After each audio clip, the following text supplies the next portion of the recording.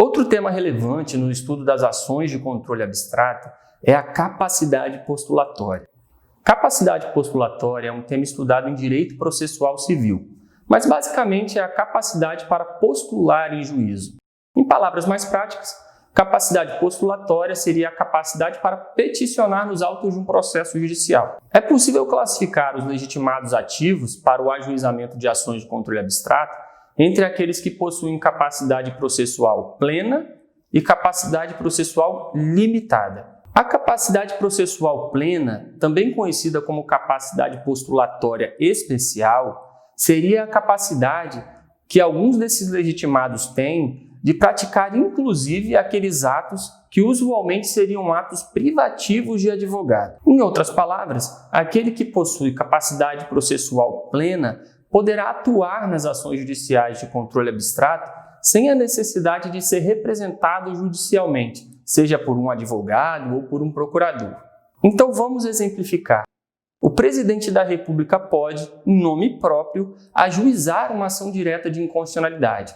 Ele mesmo pode peticionar e praticar os próximos atos nessa ação de controle abstrato, pois não há necessidade de representação judicial, nesse caso, pela Advocacia Geral da União. Isso significa que o presidente da República, para fins de controle abstrato, possui capacidade processual plena. E o rol de legitimados que possuem capacidade processual plena abrange o presidente da República, a mesa do Senado Federal, a mesa da Câmara dos Deputados, a mesa da Assembleia Legislativa do Estado ou da Câmara Legislativa do Distrito Federal, o governador de Estado ou do Distrito Federal, o Procurador-Geral da República e o Conselho Federal da OAB. Por outro lado, temos a capacidade processual limitada, que basicamente indica que o legitimado precisará atuar por meio de representação judicial. Em palavras mais práticas, esses legitimados precisam contratar um advogado para ajuizar uma ação direta de constitucionalidade ou ação declaratória de constitucionalidade. E esses legitimados com capacidade processual limitada são partido político, confederação sindical e entidade de classe de âmbito nacional. Perceba que esses legitimados com capacidade processual limitada têm em comum o fato de terem uma certa feição privada, e essa característica peculiar faz com que eles necessitem de representação judicial por um advogado. Sobre esse tema, veja esse informativo do Supremo Tribunal Federal. Nessa ocasião, o Supremo Tribunal Federal entendeu que, nesses casos, será necessária uma procuração com poderes específicos para o ajuizamento da ADI, inclusive com indicação clara dos dispositivos que serão atacados. Vamos exemplificar para tornar mais claro. Um partido político tem legitimidade para ajuizar a ação direta de inconstitucionalidade, mas sua capacidade processual é limitada. Isso significa que esse partido político precisará de representação judicial, ou seja, precisará contratar um advogado. Nesse caso, não bastará uma procuração geral para esse advogado, pois será necessária uma procuração com poderes específicos. Essa procuração precisa mencionar expressamente que se trata de uma representação judicial para o ajuizamento de uma ação direta de inconstitucionalidade e, além disso, precisa indicar os dispositivos que serão atacados, ou seja, os dispositivos que aparentemente são inconstitucionais. Ainda sobre os legitimados ativos para as ações de controle abstrato, vamos analisar os informativos do STF sobre esse tema. Sobre a legitimidade do governador do Estado, veja esse informativo do STF. Esse informativo deixa claro que a legitimidade para atuar na ação direta de inconstitucionalidade é do próprio governador, e não da Procuradoria-Geral do Estado e nem de um procurador do Estado.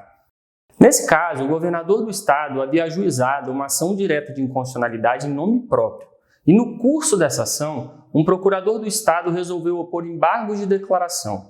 Ocorre que essa atuação do procurador do Estado não é possível, pois o procurador do Estado não tem legitimidade recursal. Caso tivesse interesse, o governador precisaria opor os seus próprios embargos de declaração, ou seja, precisaria atuar em nome próprio.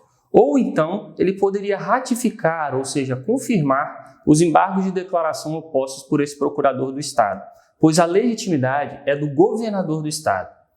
Agora veja esse informativo do STF sobre a legitimidade das confederações sindicais ou entidades de classe de âmbito nacional.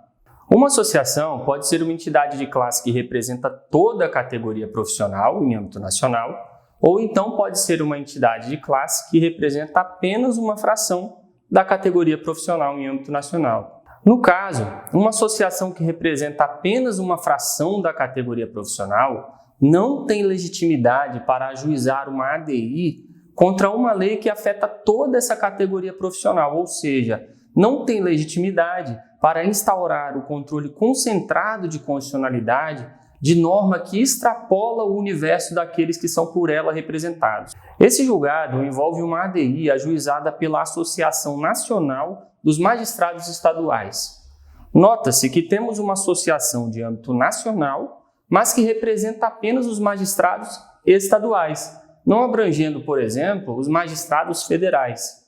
Então, essa associação ajuizou uma ADI contra um dispositivo da Lei Orgânica da Magistratura, que rege toda a magistratura e não apenas a magistratura estadual. E diante disso, o STF entendeu que essa associação, que representa apenas uma fração da categoria afetada pela norma, não tem legitimidade para o ajuizamento dessa ADI.